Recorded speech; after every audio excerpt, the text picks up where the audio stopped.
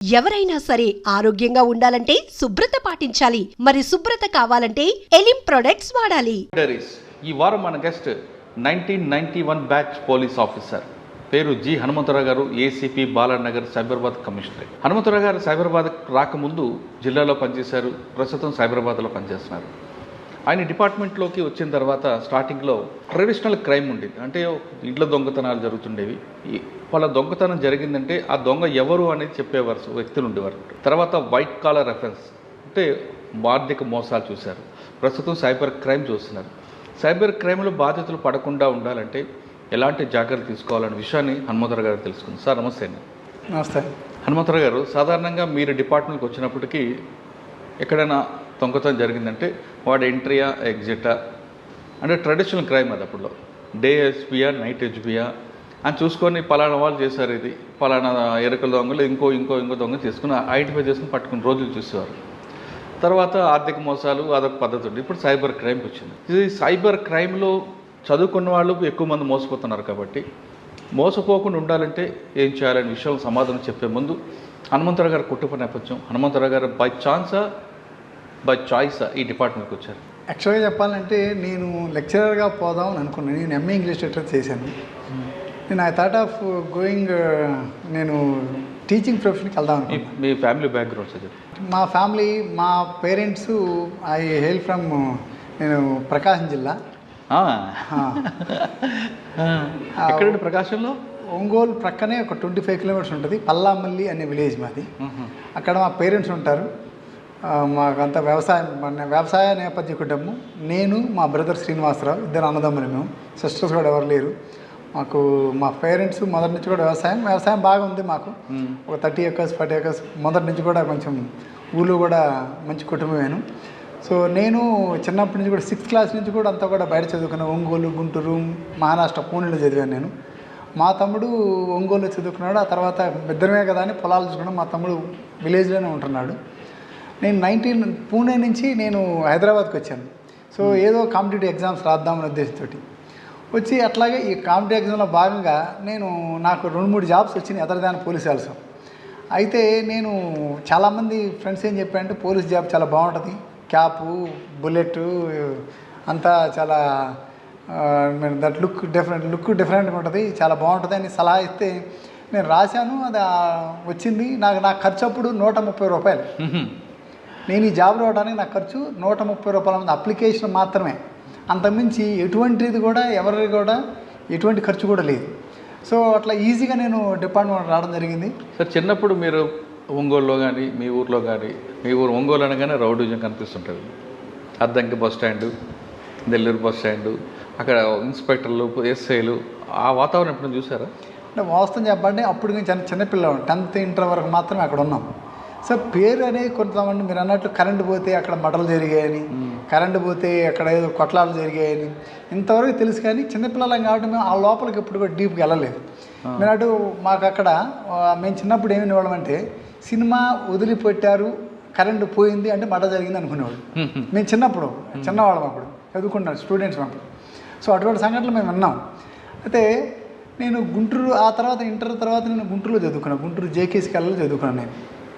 So అక్కడ ఉండే కానీ బట్ ఇటువంటి వాతావరణానికి ఎప్పుడు కూడా you believe me or not, నేను ఫస్ట్ టైం పోలీస్ స్టేషన్కి వెళ్ళింది నేను డిగ్రీ చదివేటప్పుడు. ఎవరో ఫ్రెండ్ సైకిల్ పోయిందంటే first time Guntur Randalapadu police స్టేషన్కి పోయాను నేను. అంతకుముందు పోలీస్ స్టేషన్ అంటే కూడా నాకు తెలియదు అసలు. అది కూడా ఫ్రెండ్ తోటి పోయాను కలిసి. సో ఆడ ఎక్స్పీరియన్స్, ఆయన హెడ్ కానిస్టేబుల్ కలిసి, ఓహో బాగా ఉంది ఇది, పర్లేదు, ఆయన మంచివాడు దొరికాడు మాకు లక్కీగా. ఆయన బాగా రిసీవ్ చేసుకొని ప్రాపర్గా స్టూడెంట్స్ కదా అని చెప్పి సైకిల్ పోయిందా ఆయన రాసుకొని ఇట్లా చెప్పి సైకిల్ మేము ఇప్పిస్తాం, ఎక్కడ వదిలి దొరికిద్ది అని ఆయన మంచి మాటలు చెప్పి పంపించడం జరిగింది అప్పట్లో. సో హెడ్ కానిస్టేబుల్ పరిచయం, పోలీస్ పరిచయం అయింది. కానీ మీకు మీరు పనిచేసిన ప్రాంతంలో కానీ చదువుకున్న ప్రాంతంలో కానీ ఎస్ఐలు కానీ ఎవరైనా చూసారా పలానా ఎస్ఐలాగా అవ్వాలరా అని? మీకంటే మీకు ఇన్స్పైర్ చేసిన వాళ్ళు కానీ రోల్ మోడల్ కానీ పోలీస్ ఎవరు ఉన్నారు? టు బీ ఫ్రాంక్, అంతా నేనంటే టీచింగ్ ప్రొఫెషన్ ఇక ఎట్లా అనుకున్నాను కాబట్టి అంటే పోలీస్ దృష్టి లేదు అప్పుడు. అప్పట్లో ఈ ఉద్దేశం లేదు వాస్తవానికి. ఓకే. సో ఎక్కడైనా ఏదో లెక్చరర్ కావదాం, ప్రశాంతంగా టీచింగ్ ప్రొఫెషన్ అడాప్ట్ తీసుకుందాం అనే ఉద్దేశంలో ఉన్నాను. కానీ యాక్చువల్గా అప్పుడు ఆలోచించలేదు. బట్ అప్పట్లో మా దగ్గర నేను విన్న దాంట్లో స్టూవర్ట్పురం దొంగలు ఉండేవాళ్ళు. స్టూవర్ట్పురం దొంగలు ఉన్నప్పుడు అక్కడ నాగేశ్వరరావు అని, టైగర్ నాగేశ్వరరావు అని పేరు వినేవాడిని చిన్నప్పుడు, మరీ చిన్న కిడ్స్ అప్పుడు. అప్పుడు ఎవరు మురళీ ఎస్ఐ గారు ఆయన బాగా ఛేదించి పట్టుకున్నారు అనే విషయాన్ని మాత్రం అప్పట్లో మేము చిన్నప్పుడు విలేజ్లో కూడా వినేవాళ్ళం. ఆయన నాగేశ్వరరావు గారిని పట్టుకొని అరెస్ట్ చేసి ఆయన జైలుకి పంపించాడు. నాగేశ్వరరావు చాలా మంచి కార్యక్రమాలు చేసాడు దొంగ అని, కానీ అటువంటి విషయాలు మాత్రం తెలిసేది నాకు అప్పట్లో. అచ్చా, 130 రూపాయలతో అప్లికేషన్ కొన్నారు, వేశారు. ఫస్ట్ అటెంప్ట్ కొట్టారా? First attempt. నాకు ఇక తర్వాత ఏం లేదు, ఫస్ట్లోనే వచ్చింది. దీంతో పాటు 2-3 బ్యాంక్ ఆఫీసర్ జాబ్స్ కూడా వచ్చినాయి నాకు, కానీ అటు కూడా పోలేదు. ఎందుకంటే లెక్చరర్ అవుదాం అనుకుని మరి ఇందులోకి ఎందుకు వచ్చారు? అనుకున్నాం, ఇక్కడికి వచ్చాను. ఈ జాబ్లో అప్పుడు ట్రై చేయలేం. ఇంకా ఐ వాజ్ కిడ్, 22 ఇయర్స్ అప్పుడు. నేను 22 ఇయర్స్కే నా పీజీ అయిపోయి నేను గుంటూరు పూణే ఫెర్గూసన్ కాలేజ్ చదివాను. It's what very reputed college. Even JG's college reputed college. అక్కడ చదివి నేను ఇక్కడికి వచ్చి చూద్దాం అనుకునేసరికి ఏదో నాకు పెద్ద టైం కూడా లేదు. ఓన్లీ విదిన్ స్పాన్ ఆఫ్ 3 మంత్సే నా పీజీ అయిపోయింది. నేను హైదరాబాద్ వచ్చాను, 3 మంత్స్లో రాశాను, వచ్చింది లక్కీగా. ఆ టైం కరెక్ట్ నోటిఫికేషన్ పడింది. ఫస్ట్ పోస్టింగ్ ఎక్కడ ఇచ్చారు ట్రైనింగ్ అయిన తర్వాత? ఫస్ట్ పోస్టింగ్ సంగారెడ్డిలో వేసాను. Sangareddy. First SP Malakonda sir. తర్వాత సాంబశివరావు గారు? లేదు, ముందే నేను ఉన్నప్పుడు మాలకొండ సార్ ఉన్నాడు, అంతకుముందు సాంబశివరావు సార్ ఉన్నాడు. ఏం నేర్చుకున్నారండి మాలకొండ గారు? ఆయన చాలా పేషెన్స్, అది ఇంపార్షల్గా ఉండేవాళ్ళు. ఆయన ఎంత ఓపిక అంటే అప్పుడు బాగా ఎఫెక్టెడ్ ఏరియా, నక్సలైట్స్ బాగా ఎఫెక్టెడ్ ఏరియా. మేము ఆయనతో పాటు మేము కూడా వెళ్ళేవాళ్ళం. వెళ్ళినప్పుడు ఆయన ముందుండేవాడు లీడర్గా, ముందుండి నడిపిస్తూ వెపన్ ఆయన క్యారీ చేస్తూ, ఒక ఎస్పీ అండి వెపన్ క్యారీ చేస్తూ ఆయన వెనక మేము వెళ్ళాడు. సో ఆయన చూసి లీడర్షిప్, లీడర్ అంటే ఎట్టుండాలి, లీడ్ చేయాలి మొత్తం టీంను కూడా. ఆయన చూసి మాత్రం లీడర్షిప్ క్వాలిటీస్ గురించి నేర్చుకున్నాను. మీరు ఫస్ట్ పొజిషన్ సంగారెడ్డి, మీకు వెళ్ళిన తర్వాత మెయిన్ ఛాలెంజ్ ఏమొచ్చింది? అంటే అక్కడ అట్లా ఉండేదంటే కొంచెం ప్రాంతం కొత్త, కంప్లీట్ మేము కోమింగ్ అన్నీ వెళ్ళేవాళ్ళం, complete remote area. So night time కూడా లేట్ అవర్స్ వరకు 12-1 గంట వరకు కూడా కోమింగ్ అని తీసుకెళ్ళేవాడు. అక్కడ కనీసం మంచినీళ్ళు కానీ, కనీసం తిండి కానీ, టిఫిన్లు కానీ ఉండవు అసలు ఆ ఏరియాలో. మార్నింగ్ టైం అక్కడ బ్రేక్ఫాస్ట్ ఏంటంటే మిర్చి బజ్జీలు బ్రేక్ఫాస్ట్. సో వాటితోటే లేదంటే చాయ్ మిర్చి బజ్జీ ఈ మాత్రమే ఉండేవి. ఇక్కడ మేము వెళ్ళిన ప్రాంతం తూఫాన్ ఏరియా కానీ, నర్సాపూర్ ఏరియా కానీ అటు ప్రాంతాలు ఉంటే అవి ఉండే అనమాట. సో మేము చాలా చెప్పండి అబ్స్టికల్స్ని బాగా ఫేస్ చేసాం, హార్డ్ టైంలోనే వర్క్ చేసాం మేము. ఇప్పుడు చాలా ఫ్రీ అయిపోయింది, కానీ అప్పటి కాలంలో మేము సంగారెడ్డి నుంచి ఒకవేళ పొరపాటున ఎక్కడైనా సిద్దిపేట రావాలంటే నర్సాపేట ఫారెస్ట్ నుంచి సిద్దిపేట అంటే భయపడి ఏదైనా బందోబస్తుగా అటు వెళ్ళాలంటే సంగారెడ్డి నుంచి హైదరాబాద్ వచ్చి, హైదరాబాద్ నుంచి గజ్వేల్ మీదుగా సిద్దిపేట వెళ్ళాడు. అంటే ఎఫెక్టెడ్ ఏరియా బ్లాస్టింగ్ చేస్తారు. నర్సాపూర్ అంతా బెల్ట్ కదా? నర్సాపూర్ అంతా అప్పుడు బెల్ట్ ఉండేది. సో అట్లా 92-93 వరకు అట్లా. మీరు చేసిన కోంబింగ్ ఏరియాలో ఎప్పుడైనా ఛాలెంజ్ వచ్చాయా అక్కడ? అటాక్ అవ్వడం కానీ? నేను ఉన్న టైంలో రామాయంపేట పోలీస్ స్టేషన్, అంటే నేను సంగారెడ్డి నుండి రామాయంపేట పోలీస్ స్టేషన్ బ్లాస్ట్ అయింది. అప్పుడు నేను అదే సేమ్ మీరు చెప్పినట్లు నేను సంగారెడ్డి నుంచి హైదరాబాద్ వచ్చి, హైదరాబాద్ నుంచి రామాయంపేట రీచ్ అయ్యి. సో అప్పుడు ఎస్పీ గారు, నేను యంగ్ కాబట్టి మేము కూడా పరిగెత్తుకుంటూ ఉరుకుతూ వెళ్ళేవాళ్ళం. ఆ సార్ కూడా అప్పుడు ఆ టైంలో కరెక్ట్గా రీచ్ అయ్యి అక్కడ వాళ్ళకి ధైర్యం చెప్పి, అక్కడ ఎస్ఐ గారిని కూడా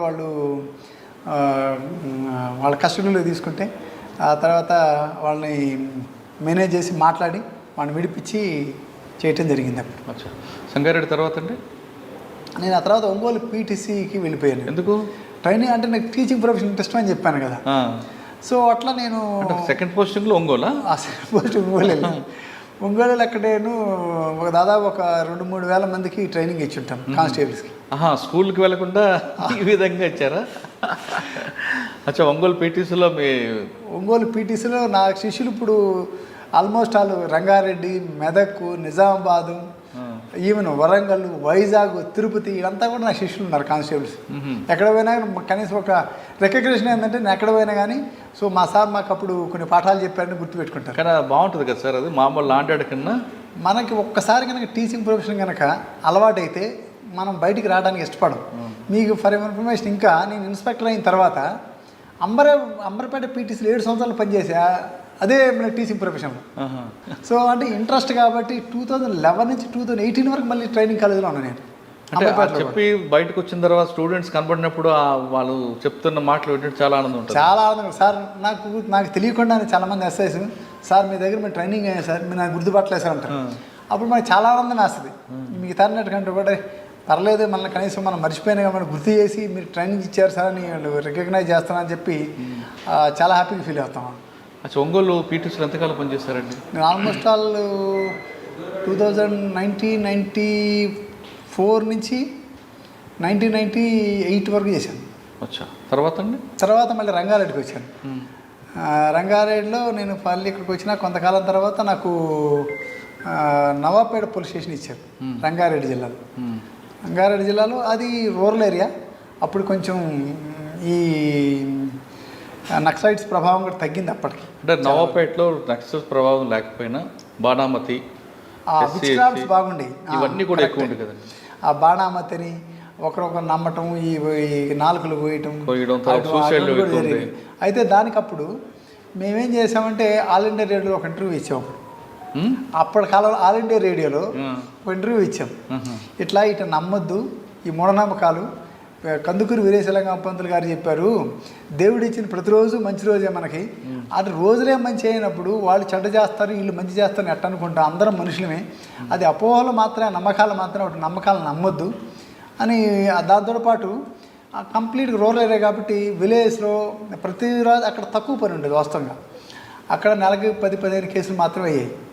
సో ఆ టైంలో మేము ఏం చేసేవాళ్ళం అంటే ఆ ఊర్లు విలేజ్కి వెళ్ళి చెప్పాక మాకు చెప్పడం అంటే ఇంట్రెస్ట్ అని. సో కాబట్టి అక్కడికి వెళ్ళి వాళ్ళందరితో ఇంటరాక్ట్ అయ్యేవాళ్ళు, రైతులతోటి. రైతులు చెప్తుంటే వాళ్ళు వ్యవసాయం చేసేటప్పుడు ఎట్లా చేసుకోవాలి, వాళ్ళు వచ్చినా కూడా అప్పుడు కూడా వాళ్ళు చిన్న చిన్న ఇష్యూస్ తోటి వస్తే కూడా వాళ్ళ కేసులు కూడా తొందరపడి చేసేవాళ్ళు ఆ కాలంలో. వాళ్ళు తర్వాత పోయిన తర్వాత అరే కేసులు చేయలేదు సారు, కేసులు చేస్తే చాలా ఇబ్బంది పడేవాడు అని అప్పట్లో ఆ కాలంలో. అంటే ఈ కాలం అది కుదిరేది కాదు, ఆ కాలంలో నడిచింది అది. ఎవరండి అప్పుడు ఎస్పీ మీకు? అప్పుడు ఎస్పీ రామచంద్రరావు సార్ ఉంటే. అప్పుడు ఆ ఫోన్ కూడా సరిగ్గా వచ్చాయి కదా అప్పటికి. అప్పుడు కూడా ఫోన్లు సరిగ్గా పనిచేసేవి. అప్పుడు మీకు డిఎస్పీ గురుచరణ్ దాసా? గురుచరణ్ దాస్ అని ఉండే వికారాబాద్ ఉండేవారు. వికారాబాద్ ఉండేవాడు. సో అట్లా వాళ్ళ అవేర్నెస్ విలేజ్కి వెళ్ళటం, స్కూల్స్కి వెళ్ళటం, ఇంటరాక్ట్ కావటం, టీచర్స్ ఇంటరాక్ట్ కావటం, అట్లా మనం కొంచెం అవేర్నెస్ క్రియేట్. జానపద కళాకారులు వాళ్ళ ప్రోగ్రామ్ కూడా పెట్టించేవారు కదా. వాళ్ళ ప్రోగ్రామ్స్ పెట్టించడం, దాంతోపాటు మన జ్యుడిషియరీకి సంబంధించిన అవేర్నెస్ క్యాంపులు కూడా పెట్టేవాడు. సో అట్లాగూ ఒక నవపేట గ్రామంలో పెడితే ముందు ఓన్లీ డిస్ట్రిక్ట్ జడ్జి గారు వస్తున్నారు. చాలామంది గ్యాదర్ చూసి ఏందో పొలిటికల్లోకి వచ్చినట్టు వచ్చారు, ఏందా ఎంతమంది వచ్చారని చెప్పి హైకోర్టు జడ్జి గారు కూడా వచ్చారు. వచ్చి ఆయన కూడా అటెండ్ అయ్యి లీగల్ అవేర్నెస్ క్యాంప్లో ఆయన కూడా పార్టిసిపేట్ చేశారు అప్పట్లో. సార్ నవాపేట తర్వాత? నవాపేట తర్వాత నేను హైతనగర్లో పనిచేశాను. ఇక్కడ దొంగతనాలు బాగుండేవి కదండి అప్పట్లో. డకాయిట్లు ఉండేవి, లేదా అన్నోన్ మర్డర్స్ ఉండేవి, రోడ్ యాక్సిడెంట్స్ ఉంటాయి. మీకు బాగా గుర్తుండిపోయిన కేసు చెప్పండి. అక్కడ మర్డర్ కంటే కూడా ఒక చీటింగ్ కేసు అనేది చంద్రమౌళి అనేవాడు, ఒక చంద్రమౌళి రెడ్డి అనే ఒక ఉండేవాడు. ఆ రామోజీ ఫిలిప్స్ ఇంటి దగ్గర కొన్ని 100 ఎకరాలు అంటే 20 ఎకరాలు అయితే 60 ఎకరాల్లో లేఅవుట్ వేసి డబుల్ రిజిస్ట్రేషన్ చేశాడు. సో ఆ రకంగా పాపం చాలామందిని మోసం చేశాడు అతను. ఆ విషయంలో బాధితులకి అంతా బాసటగా తెలిసి అప్పుడు మహేందర్ రెడ్డి సార్ ఉండేవాడు సిపిగా కూడా. వాళ్ళకంతా కూడా ఒక బాధితుల సంఘం లాగబెట్టి వాళ్ళందరిని పిలిపించి ఎవరైతే ఈ చీటింగ్ చేశాడో వాళ్ళతో అంతా మాట్లాడి ఎంతో కొంత వాళ్ళకి సార్ ద్వారా ఆ టైంలో వాళ్ళకి పసుమాములది కాదు, అది రామోజీ ఫిలిప్స్ పక్కనే ఆనుకొని ఉంటుంది. అబ్దుల్లా పర్మిట్. తర్వాత అండి ఆ తర్వాత నేను గట్కేశ్వరం వేసాను. గట్కేశ్వరం చాలా ప్రశాంతమైన ప్రదేశం. అక్కడ కొంతకాలం చేశాను. ఆడంతా అన్నీ ప్రశాంతంగా ఉండే, చిన్న చిన్న ఇష్యూస్ ఉండేవి కానీ అంత పెద్దగా మర్డర్ అయ్యానే చిన్న చిన్న పెట్టి ఇష్యూస్ కోసం మర్డర్ అయ్యాయి. ఆర్గనైజ్డ్ క్రైమ్ కాదు, ఆర్గనైజ్డ్ క్రైమ్ కాదు. దొంగతనాలు ఎక్కువ కదండి అక్కడ. అప్పటికి కొంచెం తగ్గుముఖం పట్టినాయి. ఇది 2004 కొద్దిగా తగ్గుముఖం పట్టినాయి. నేను అక్కడ కొంతకాలం చేసిన తర్వాత నేను మళ్ళీ సరూర్ నగర్ ట్రాన్స్ఫర్ అయ్యాను. సరూర్ నగర్లో కొంతకాలం పనిచేశాను. అక్కడ కూడా ఒక పెద్ద స్కామ్ ఉంది. అది కూడా సూర్య రియల్ ఎస్టేట్స్ అని, వాడు సెంటు భూమి లేకుండా కొన్ని వేల మందికి భూములు అమ్మాడు. సో దాంట్లో కూడా మేము అప్పుడు మహేందర్ రెడ్డి సార్ ఉన్నప్పుడు వీళ్ళందరూ బాధితులందరూ కూడా ఒక ప్లాట్ఫామ్ ఏర్పడి అందరినీ పిలిపించి మాట్లాడని చెప్పారు. మేము ఒక ఫంక్షన్ హాల్ తీసుకొని మాట్లాడితే కనీసం పెళ్లి కంటే ఎక్కువ మంది వచ్చారు దానికి. వాడు బాధితులు. సో పాపం బాధ వస్తుంది, బాధ వేసేది బాగానే. కానీ అయితే కేసు రిజిస్టర్ చేసాం మేము. సరూర్ నగర్లో కొన్ని, హయత్ నగర్లో కొన్ని. అంటే అది ఆఫీస్ ఏమో సరూర్ నగర్లో ఉండేది, అతను రిజిస్ట్రేషన్స్ అన్నీ జరిగేదా హయత్ నగర్లో ఉండేవి. అప్పుడు ఎవరైతే ఈ ఇన్వాల్వ్మెంట్ అయ్యని చెప్పి ఎస్ఆర్ఓ ఉంటాడు, రిజిస్ట్రార్ని కూడా అక్యూజ్గా మేము చేసి రిజిస్ట్రార్ని కూడా అరెస్ట్ చేయడం జరిగింది. అప్పుడు సార్ మీరు సరూర్ నగర్లో పనిచేసిన టైంలోనే అట్రాక్షన్ డైవర్షన్ గ్యాంగ్ ఉంటుంది. అవును. ఆ గ్యాంగ్ కోసం మీరు పడ్డ కష్టం సార్ చెప్పండి. అటెన్షన్ డైవర్షన్ మేము అప్పట్లో స్నాచింగ్ జరిగిందంటే మేమే చేసినట్టు లేచి నుంచున్నాం సీట్లో నుంచి. ఎందుకంటే మాకు ప్రెజర్స్ అట్లా ఉండే. అంటే ఆఫీసర్స్ కూడా వాళ్ళు సదుద్దేశంతో చెప్పేవాళ్ళు, చెడు ఉద్దేశం కాదు. మాకు ఆ రకంగా ఇన్స్ట్రక్షన్స్ ఇస్తే ఆ భయానికి మేము కూడా ఏం చేసేవాళ్ళు అంటే ఇమ్మీడియట్గా ఏరియాలోకి వెళ్ళి అన్నీ కూడా టీంలు ఫామ్ చేసి ఎక్కడికక్కడే క్రైమ్ ఎస్ఐ ఒక సైడ్ ఎంతమంది అయితే లా అండ్ ఆర్డర్ ఎస్ఐ అంతమంది లా అండ్ ఆర్డర్స్ ఎటైతే వాళ్ళు విత్డ్రా కావడానికి అవకాశం ఉన్న ప్రతి రూట్కి కూడా ముగ్గురు నగలు మఫ్టీలు పంపించి వెహికల్ చెకింగ్ చేసి అట్లా పట్టుకున్న సంఘటనలు కూడా ఉన్నాయి. అది కాకుండా మీకు అప్పుడు ఇన్స్పెక్టర్ చంద్రశేఖర్ గారు ఉండేవారు. అవును. ఆయన మీరు మీ టీం అంతా కలిపి వెంకటేశ్వరం ఇంకొక ఎస్ఐ ఉండేవారు. మీరే ఒక డెమో చేసి ఇచ్చారు, గుర్తుందా? ఆ టైంలో చాలా కార్యక్రమాలు చేసాం. కొన్ని సమయాల్లో బ్లేమ్ కూడా అయ్యాం. సో రకరకాల బట్ అఫ్కోర్స్ తర్వాత అది కాదని ప్రూవ్ అయింది. మీరు అన్నట్టు కొన్ని లైఫ్లో మనకి సంబంధం లేని విషయాలు కూడా. కానీ బ్లేమ్ అనవసరంగా అయ్యారు కదండి అనిపిస్తుంది. 100% అనవసరం. నాకు అసలు సంబంధమే లేని విషయం అది అయ్యాం. But I came out with clean chit అదట్టు డిపార్ట్మెంట్ ద్వారానే. So after enquiry clean chit ఇచ్చారు.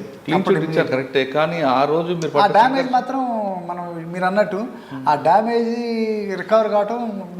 బట్ వన్ థింగ్ ఏంటంటే నాకు ఒక గుడ్డో బ్యాడ్ నాకు తెలియదు, కానీ నాకు డిపార్ట్మెంట్లో మంచి పేరు ఏంటంటే అయ్యో పాపం వాడు అటు చేస్తాడా అనే పేరు అయితే ఉంది. కానీ పబ్లిక్లోకి వచ్చేసరికి లేదంటే మీ ఇంట్లో కానీ చుట్టుపక్కల వాళ్ళు కానీ చిన్న మా నాన్న ఒక మాట చెప్పారు, దీనికి కరెక్ట్గా చెప్తా. దీనికి నీకు మా నాన్న ఏం చెప్పారంటే నీకు తెలిసిన వాళ్ళు నీ గురించి ఏమనుకుంటారు అన్నాడు. నీకు తెలిసిన వాళ్ళు నీ గురించి ఏమనుకుంటారు, నీ గురించి చెడ్డగా అనుకుంటారా మంచిగా అనుకుంటారా అడిగారు. నా గురించి మన తెలిసిన వాళ్ళు అయితే ఊరు చెడ్డగా అనుకోరు నాన్న అన్న. మరి తెలియని వాళ్ళ గురించి నీకు ఎందుకు అన్నాడు ఆయన. ఇప్పుడు మంచి చెడ్డ ప్రతి చోట ఉంటుంది. తెలిసిన వాళ్ళు నువ్వు చెడ్డగా అనుకుంటే నువ్వు తప్పు చేసినట్టు, తెలియని వాళ్ళు చెడ్డగా అనుకుంటే నీకు సంబంధం లేని విషయం అది. సో దాన్ని నువ్వు రిపేర్ చేయలేవు. అందరూ ప్రతి ఒక్కరి దగ్గర నువ్వు చెప్పలేవు. మంచి మాట చెప్పారు ఆయన. అందుకని ఆయన అంతకుముందు నేను కొంచెం గిల్టీ ఫీల్ అయ్యండి, అది ఎవడండి అనుకుంటాడు అని. ఆ తర్వాత ఆయన మాట చెప్పిన తర్వాత చాలా ధైర్యంగా ఫీల్ అయ్యాను. నాన్న చెప్పిన తర్వాత ఇంకా మనకి ఇంక తిరిగే ఉంది అంతే కదా. నాన్న అమ్మ చెప్పిన తర్వాత ఓకే. సరూర్ నగర్ తర్వాత ఎక్కడికి వచ్చారండి? సరూర్ నగర్ తర్వాత నేను కొంతకాలం నిజామాబాద్ ఒక పోస్టింగ్ చేశాను, కోటగిరి పోలీస్ స్టేషన్లో షార్ట్ పీరియడ్. ఆ తర్వాత సుల్తాన్ బజారు, ఆ తర్వాత ప్రమోషన్ వచ్చింది. ఆ తర్వాత ప్రమోషన్ తర్వాత ఆల్మోస్ట్ ఆల్ 11 నుంచి 18 వరకు పీటీసీలో పనిచేశాను. సార్ కోటగిరిలో ఎలాగుంటుంది క్రైమ్ కల్చర్? అక్కడన్నీ అదంతా కూడా సెటిలర్స్ అంతా కూడా ఆంధ్ర నుంచి సెటిల్ అయిపోయిన వాళ్ళు ఉంటారు అక్కడ. కోటగిరి అంటే జస్ట్ మనకి బోర్డర్, మన మహారాష్ట్ర బోర్డర్. అక్కడ అన్ని చిన్న ఇష్యూస్ ఉండేవి. ఈ రైతులు చిన్న కొట్లాడుకోవడం, చిన్న దొంగతనాలు. ఆ తర్వాత రైస్ అప్పట్లో నేను పోయేసరికి అది లేదు ఆ కల్చర్. అంతకుముందు ఎట్లుండేదంటే ఇప్పుడు మనకు ఆంధ్ర యునైటెడ్ ఏపీ ఉన్నప్పుడు ఇక్కడ నుంచి ఆ మహారాష్ట్రకి రైస్ని తీసుకుపోయాడు దొంగతనంగా. అక్కడ ఎక్కువ రేటుకి అమ్ముకునేవాడు. కానీ నేను పోయేటే అది కూడా ఏం లేదు యాక్చువల్గా. ప్రశాంతమైన ఏరియా. నేను పోయేసరికి ప్రశాంతమే, పెద్ద ఇష్యూస్ ఏమి ఉండేవి కాదు అక్కడ. కోటగిరి తర్వాత సుల్తాన్ బజార్ షార్ట్, ఈ రెండు కూడా చాలా షార్ట్ పీరియడ్. తర్వాత అండి ఆ తర్వాత పీటీ ప్రమోషన్, ఆ తర్వాత పీటీసీ ఆల్మోస్ట్ ఆల్ 7 years. పీటీసీలో ఎలాగుంటుందండి మీకు? నేను బాగా ఎంజాయ్ చేసే ప్రదేశం ఏంటంటే ఆ పీటీసీని. ఎందుకంటే నాకు టీచింగ్ కొంచెం ఇంట్రెస్ట్, పైగా నాకు చెప్పాలనే ఆనందం ఎక్కువగా ఉంటుంది నాకు. ఇది పిల్లలకి ఏదైనా ప్రిపేర్ నేను 1 గంట చెప్పాలంటే నేను 2 hours ప్రిపేర్ అవుతాను. ఎందుకంటే అది ఎప్పుడు కూడా మనం చెప్పేది ఇంటాక్ట్గా వాళ్ళకి చేరాలి. అప్పుడే మనల్ని వాళ్ళు గుర్తుపెట్టుకుంటారు. మనం గుర్తుపెట్టుకోవాలంటే మనం వాళ్ళకి బాగా టీచ్ చేయగలగాలి అని మనసులో బాగా అనుకొని ప్రిపేర్ అయ్యే బాగా వెళ్తాం. సార్ అంబర్పేట పీటీసీ అనగానే మంచి పేరు ఉందండి, అంత డౌటే లేదు. కానీ హాస్టల్ విషయంకి వచ్చేసరికి కొంతమంది ఆఫీసర్లు కొల్యూట్ అవుతారనేది వార్త ఉంది. అంటే సో హ్యాపెన్స్, నేను కాదని చెప్పను, అవునని చెప్పను. ఎందుకంటే మేము ఓన్లీ నేను ఐ నెవర్ మెస్ ఇన్ఛార్జ్ కానీ అటువంటి ఇప్పుడు నేను పనిచేయాలి. యాక్చువల్గా ఉన్నంతకాలంలో కూడా నేను ఓన్లీ మా టైమింగ్స్ ఉంటాయి. మాకు 9 o'clock స్టార్ట్ అవుతాయి, 5 o'clock క్లాసులు జరుగుతాయి. మాకు ఒకరోజు 3 క్లాసులు ఉంటాయి, ఒకరోజు 4 క్లాసులు ఉంటాయి, ఒకరోజు 2 క్లాసులు ఉంటాయి. ఆ క్లాసులు అటెండ్ అవుతాం, ఉంటాం, ఏమైనా ఉంటే నోట్స్ ప్రిపేర్ చేసుకుంటాం, పీపీటీస్ ఉంటాయి, పవర్ పాయింట్ ప్రెజెంట్ అవి తయారు చేసుకుంటాం నెక్స్ట్ డేకి. అంతవరకు చూసుకుని వచ్చేవాళ్ళం. కానీ అదర్ వే ఉన్న విషయాల్లో పెద్ద ఇన్వాల్వ్ అయ్యాం.